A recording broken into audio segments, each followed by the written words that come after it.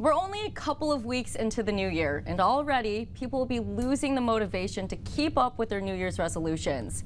Meg Darmofal, a physical therapist with MSU Healthcare, sits down with us to speak about simple ways to keep you moving. Now, Meg, why can't it be a challenge for people to get moving, especially this time of year where they might be losing motivation, and how can they stay on their fitness journey?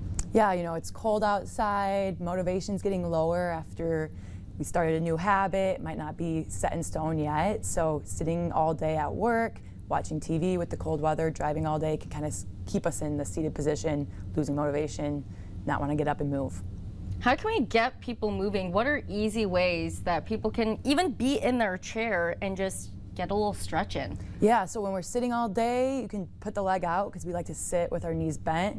Leg out here, kind of stretch, lean it forward. You should feel it in the back side of your leg. Ooh, yeah. Get that hamstring stretch in there. Any way that you can kind of go out of the seated position and kind of do the opposite will stretch those muscles that like to get tight over time. Now, one of those things that gets tight, our lower back, our hips, even our legs, as we just kind of demonstrated with that little hamstring stretch.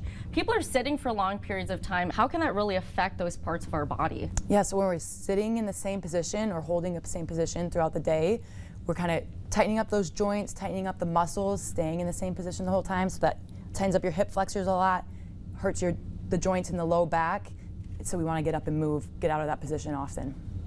How frequently should people be getting up, moving around, whether it's a brisk walk or even doing some simple stretches? Yeah, I try to tell people at least once an hour. If you can, every 30 minutes, just try to break up the position you've been in for a long time.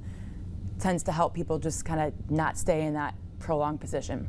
And how long should you be stretching for and holding those stretches? Is there a certain number of stretches you want to get in, or what does that look like? I try to tell people, change it up throughout the day, find ways to sprinkle it in. That way, if you don't have motivation to do it throughout the whole, or sit down and do a whole exercise routine, you can find ways to kind of sneak it in. Hold it for 30 seconds to a minute at a time, maybe 3 different stretches, even 2, just get it out of the way. When people have a little bit more time in their day, they can get some cardio in, some strength training. How often do you recommend people do that for? 2 to 3 times a week. My biggest recommendation is, if it's a new habit, not to do too much too quickly. So if it's from 0 to a whole new routine, sprinkle it in twice a week and then see if you can build up more days after that. Meg, thank you so much for joining us on Mid-Michigan Matters. Thank you so much.